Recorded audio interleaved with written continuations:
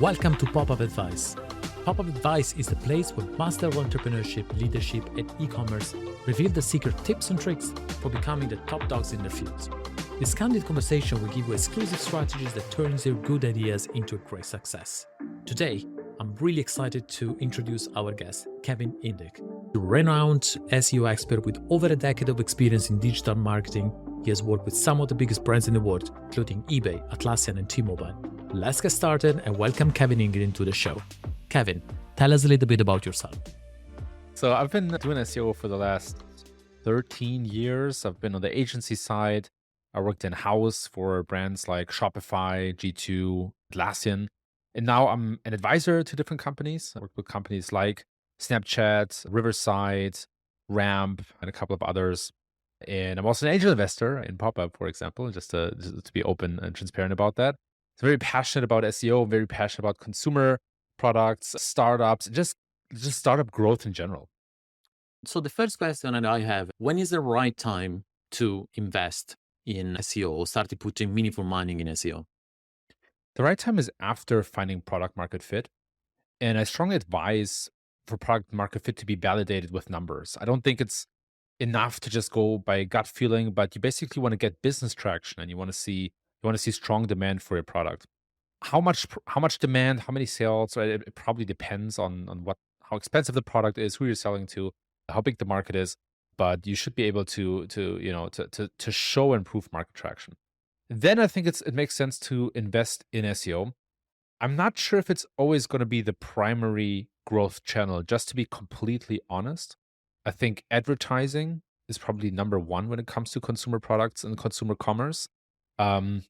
And then, of course, depending on what your product is, influencer marketing will also, have a big impact. However, I see SEO as a channel that takes a while to build, but also a channel that doesn't go away when you stop investing in it, right? Once you have it going, once you get meaningful organic traffic, it a lot of things have to go wrong for that to go away again, right? So it's in a way, it's a bit of an insurance, it's a bit of a safety net, and it can positively contribute to your margins over time because customer acquisition cost goes down. So there's obviously a lot to unpack, but I think generally there's probably a time when it's too early to invest in SEO, and then there's probably also a time when it's too late to invest in SEO. So right now, for example, I'm having a lot of conversations with consumer startups or consumer products who now want to invest a lot in SEO because of the macroeconomic environment and customer acquisition costs getting higher and higher. But they then realize, oh, actually, we should have started a couple of years ago.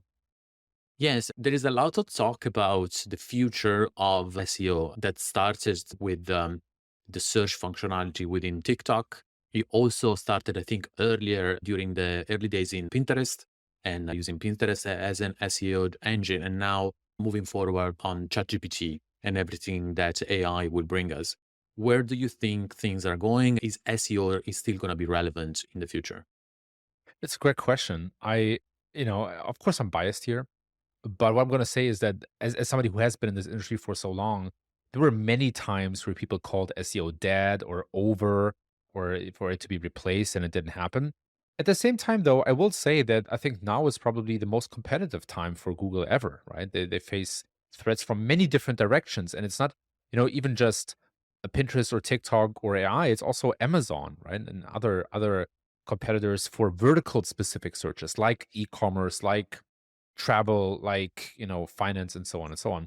So it's not an easy time, but the principle of search, I think, will endure. People will always search one way or the other, and there's always going to be a question of how can I be most front and center when people search, and it might just be as simple as having share of mind, so being present in consumers' minds when they're searching, so you're part of the selection set. But in other cases, there is a technical part of the optimization. And so one of the principles that hold true in SEO for Google as well as for other search engines is that there are 2 to 3 factors you always need to take into account. One is the relevance, right? How relevant am I or my content or my website or my product to a specific search? So when you search for, say, women's shoes on Pinterest, obviously when your product is men's shoes, then you're not very relevant. But if you sell women's shoes, you're relevant, right? It's a simplification of the principle, but this idea of relevance is a principle that holds true in every search engine. And the other one is authority. Are you a popular brand or a popular entity or website or product? Have people heard about you? Are people linking to you, referencing to you, searching for you, or not? So, however, search will transform in the future. There are always going to be these never ending principles that hold true.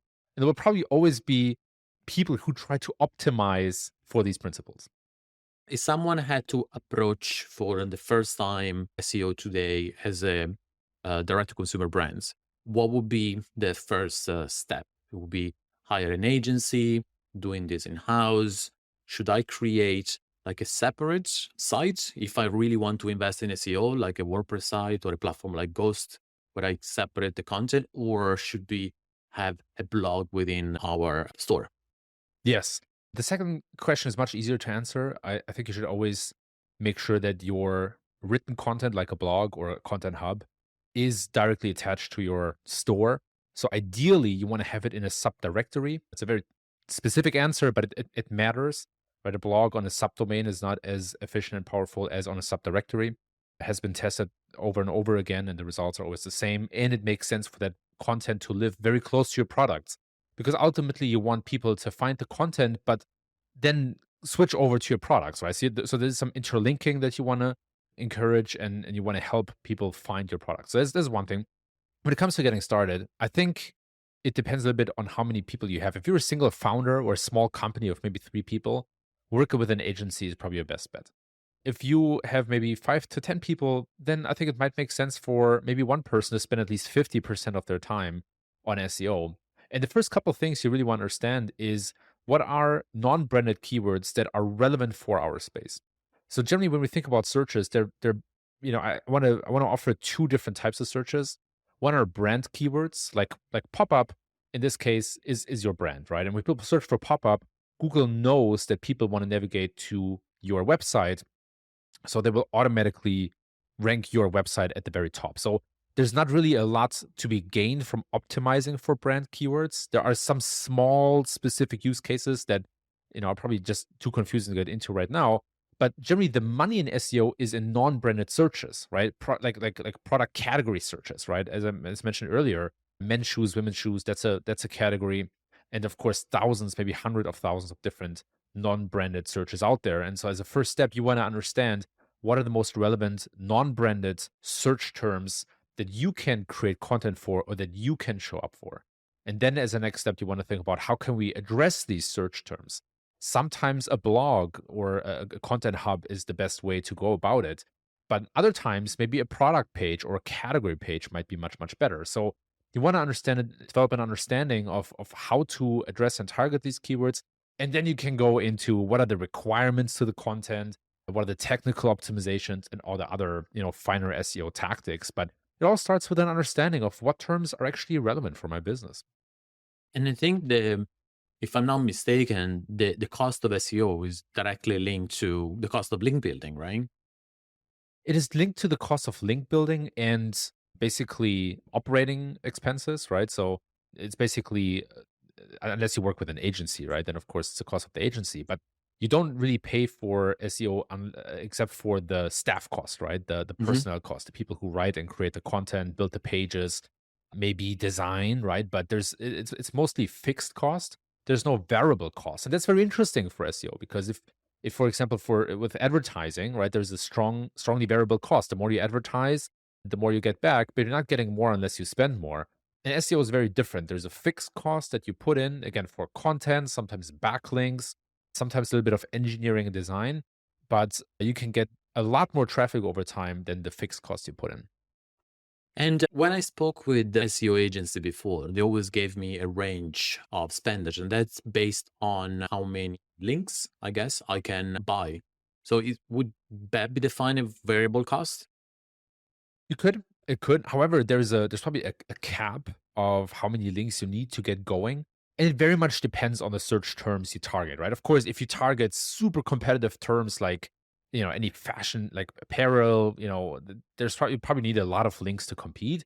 But at some point, more links will not make you more competitive in organic search. So I would say that there is a cap to those costs.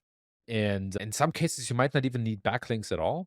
It again very much depends on the query, how competitive it is, and also what kind of links you actually need, right? Sometimes if you're already very established, if your brand already has a lot of awareness, um, you might not need as many backlinks. However, if you're a newcomer on the scene, you might need a little more links. So there's some dynamic factors that decide how many links you need, but there's probably going to be a cap. For example, at Shopify, the brand was so well known and still is very well known that we didn't need to really invest in link building per se, because we already had a lot of links, right? And we already were an authority in the space. So that's not where most of the marginal gains came from for us.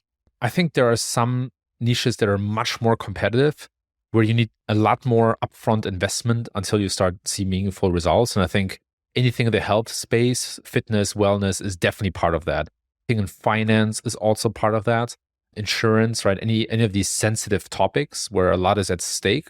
And at the same time, I think, when it comes to stuff like fashion or furniture or art, I think there's probably much less resistant and less upfront capital needed to compete. So my mental model would be to think about what verticals or industries are very sensitive, where people, where maybe their health or their wealth is at stake. And that's where you probably find a lot of competition, because that's also where the most money can be made. So as a consumer brand, I would ask myself, what vertical am I competing with?